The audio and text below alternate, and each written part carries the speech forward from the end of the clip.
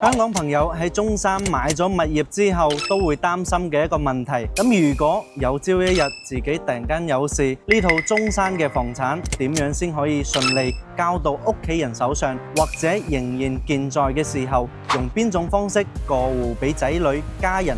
手續係最簡單，費用係最平。咁今日咧一次性同大家講清楚3種方式，分別係買賣、贈與同埋繼承，同埋各自嘅手續費同埋成本。咁首先第一種咧，健在期間辦理買賣過戶，簡單講就係好似正常賣樓咁樣。咁業主咧係直接將間屋賣俾自己嘅子女。咁好處就係日後子女將來再賣嘅時候咧，呢套屋嘅稅費就唔會好貴。咁後期交易成本係最低嘅，需要嘅資料咧就係回鄉證、房產證、婚姻證明，雙方一齊去不動產登記中心辦理。咁費用咧就係正常嘅過戶契稅，按照房屋嘅面積同埋評估價去計算。咁如果係首套細戶型，契稅大概係1% 到1.5%，仲有少量嘅登記費。咁缺點就係依家就要即刻俾稅費。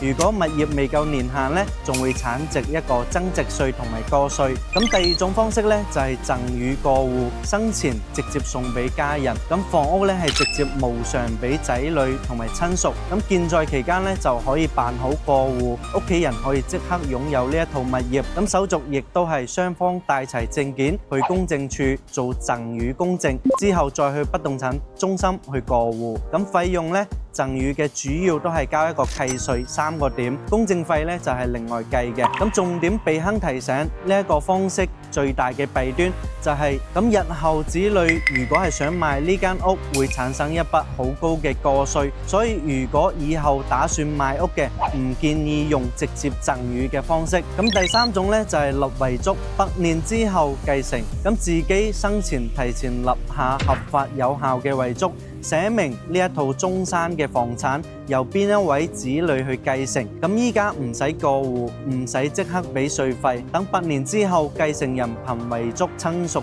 關係證明再辦理繼承過戶。咁現時嘅政策咧就係繼承過戶本身唔使交契稅，只需要俾公證費同埋不動產嘅登記公本費。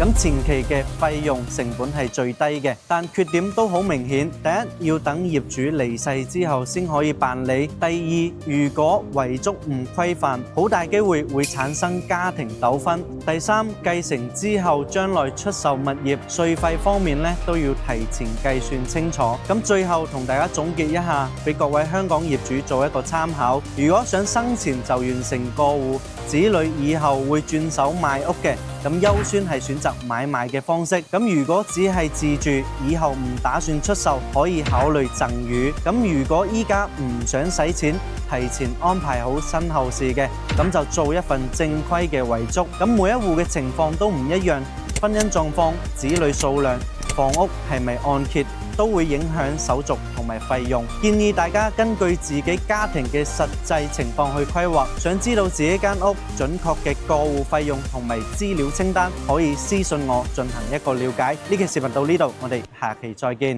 拜拜。